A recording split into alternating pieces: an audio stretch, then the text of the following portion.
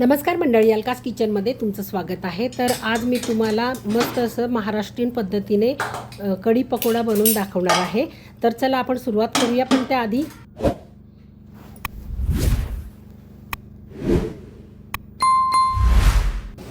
कढी बनवण्यासाठी मी हे ताक घेतलेलं आहे, वारणाचं ताक आहे हे अर्धा लिटर। तर हे मी एका भांड्यामध्ये काढून घेते आधी। हे वाडगं घेतलेलं आहे, ह्याच्यामध्ये मी हे ताक ओतून घेते।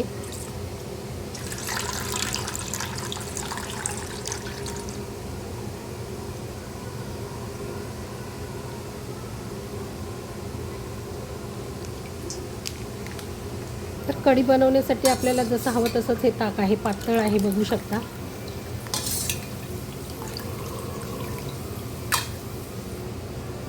आता इकडे फोडणीसाठी मी 4-5 हिरव्या मिरच्या, 7-8 लसणाच्या पाकळ्या घेतलेल्या आहेत, अर्धा चमचा जिरं घेतलेलं आहे आणि कोथिंबीर घेतलेली आहे। तर हे मिक्सरच्या भांड्यामध्ये मी फिरवून घेणार आहे। पाणी न घालता याचं वाटण तयार करायचं आहे आपल्याला, जरा जाडसरच वाटायचं आहे, बारीक करायचं नाही जास्त। कोथिंबीर स्वच्छ धुवून घेतलेली आहे, ती पण घालते। झाकण घेऊन मी याचं वाटण तयार करून घेते। हे बघा, अशा पद्धतीने हे आपल्याला बारीक करून घ्यायचं आहे। आता फोडणीसाठी मी पातेलं ठेवलेलं आहे गॅसवरती। पातेलं गरम झालं, एक पळी तेल घालते। पातेलं जरा जास्तच गरम झालेलं आहे म्हणून गॅस बंद केला मी। आता पुन्हा गॅस चालू केला। मोहरी घालायची आधी। मोहरी आपण नेहमी घालतो ना फोडणीमध्ये, त्याच्यापेक्षा जरा जास्त घालायची कढीसाठी आणि चांगली तडतडू द्यायची मोहरी। मोहरी चांगली तडतडली की मग त्याच्यामध्ये आपल्याला कढीपत्ता घालायचा आहे आणि हे हिरवी मिरची, लसूण, जिरं आणि कोथिंबीरचं वाटण तयार केलेलं ते घालायचं आणि हे सगळं व्यवस्थित आपल्याला परतून घ्यायचं आहे।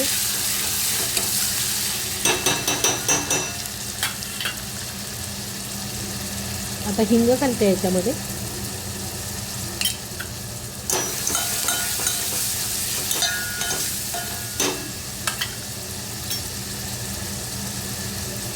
अर्धा चमचा हळद घालते।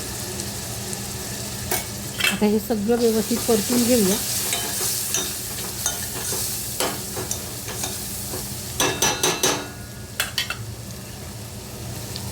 आता याच्यामध्ये मी ताक घालणार आहे। छान अशी फोडणी बसलेली आहे कढीला, बघू शकता तुम्ही।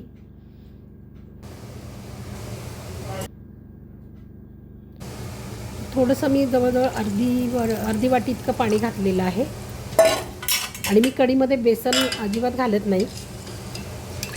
अशी पण छान होते कढी, बघू शकता। आपल्याला जशी पातळ हवी तशीच कढी पातळ झालेली आहे। आता याच्यामध्ये आपल्याला चवीनुसार मीठ घालायचं आहे।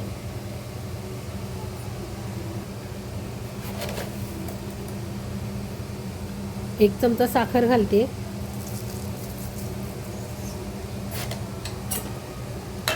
आता हे व्यवस्थित आपल्याला हलवून घ्यायचं आहे। आता हे व्यवस्थित आपलं मिक्स झालेली आहे कढी। आता हे आपल्याला उकळी काढायची नाही आहे कढीला। कढी आपली उकळी येईपर्यंत कंटिन्यू अशी हलवत राहायची आहे, मध्ये मध्ये असं थांबून असं सतत तिला हलवत राहायचं आहे।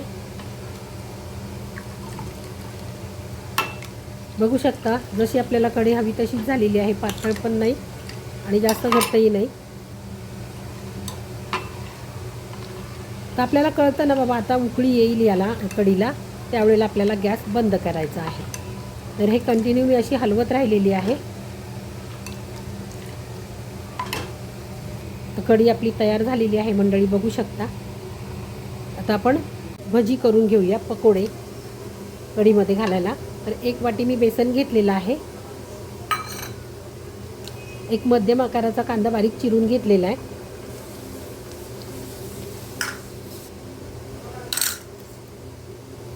आता हे हिरवी मिरची, लसूण आणि जिरं याचं मी वाटण तयार केलं, म्हणजे ठेचा तयार केलेला तो घातलेला आहे। अर्धा चमचा हळद घालते। आता हे व्यवस्थित कोरडं आहे तेव्हाच मिक्स करून घ्यायचं। आता हे मिक्सरच्या भांड्यामध्ये मी हिरवी मिरची वाटलेली त्याच्यातच थोडंसं पाणी घालून मी याच्यामध्ये घातलेलं आहे। आता हे वरून तुम्हाला पातळ दिसत असेल, पण खाली पीठ आहे याच्यामध्ये, त्याच्यामुळे हे मिक्स केल्याच्या नंतर एकदम परफेक्ट होईल। हे बघा, अशा पद्धतीने हे मिश्रण तयार झालेलं आहे। आता चवीनुसार मीठ घालायचं आहे याच्यामध्ये. ओवा घेतलेला आहे, थोडासा हाताने चोळून घेतलेला आहे, तो घालायचा आहे. कोथिंबीर घालायची आहे बारीक चिरून. आता हे सगळं आपण व्यवस्थित मिक्स करून घेऊया.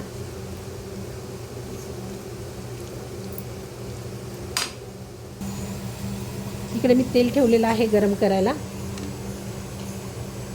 थोडंसं तेल याच्यामध्ये घालते आणि सोड्याचा वापर अजिबात केलेला नाही आहे मी. फक्त पीठ भिजून थोडा वेळ ठेवलेला आहे, अर्धा तास मी ठेवलेलं होतं पीठ. आता आपण भजी सोडून घेऊया. हे थोडंसं पीठ आपण मुरत ठेवलं ना की भजी छान फुगतात असे मस्त. सोडा घालायची गरज नाही भासत. तर आपल्याला असे गोल भजी करायचे आहेत. मी चमच्याने एक एक भजी सोडते.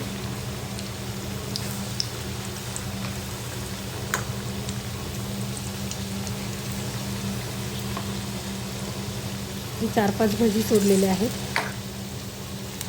आणि आता हे आपल्याला दोन्ही साईडने व्यवस्थित तळून घ्यायचे आहेत, फ्राय करून घ्यायचे आहेत. असं लालसर कलर येईपर्यंत भजी आपल्याला चांगले तळून घ्यायचे आहेत. तर बघू शकता मंडळी, मस्त असे फुगलेले दिसत आहेत की नाही. भजी छानच फुगलेले आहेत. सोड्याचा वापर न करताही असे छान भजी आपल्याला करता येतात.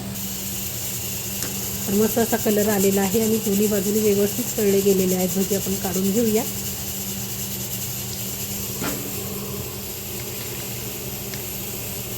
आणि सेम अशाच पद्धतीने आपल्याला बाकीची सगळे भजी तळून घ्यायचे आहेत.